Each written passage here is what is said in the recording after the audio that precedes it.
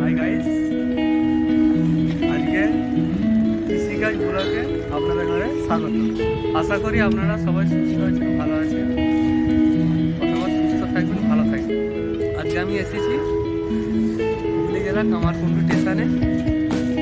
Kamarkundu station বিগত 2 বছর ধরে কাজ চলছিল, 2-3 বছর হবে কাজ চলছিল। তা যথেষ্ট কাজ আগিয়ে গেছে, অনেক লাইনও বেড়েছে। আমি আপনাদের কাছে দেখাবো পুরো স্টেশনটা ঘুরিয়ে, পুরো স্টেশনটা কভারেজ করার চেষ্টা করব।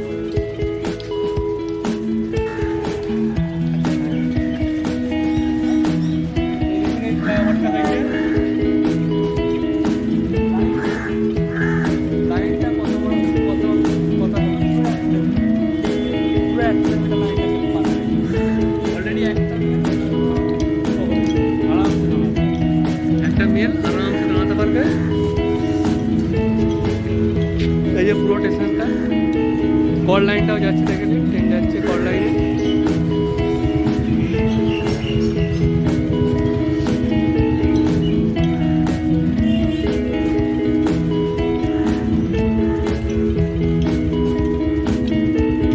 এখনো কাজ চলছে, কাজ এখনো রানিং আছে।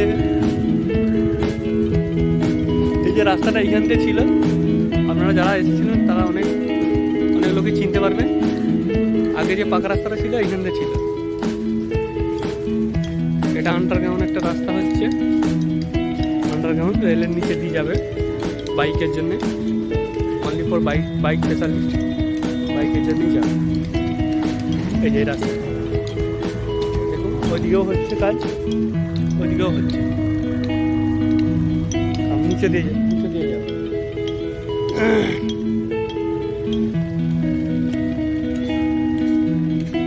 প্রচুর বড় স্টেশন, প্রচুর বড় কাজ, একদম জবরদস্ত কাজ চলছে, অসাধারণ কাজ চলছে, কাজ একদম দারুণ চলছে।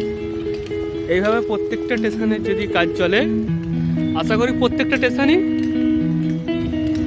জনপ্রিয় হবে। বড় জনসং হতে চলেছে কামারকুণ্ডু স্টেশন, বড় জনসং হতে চলেছে।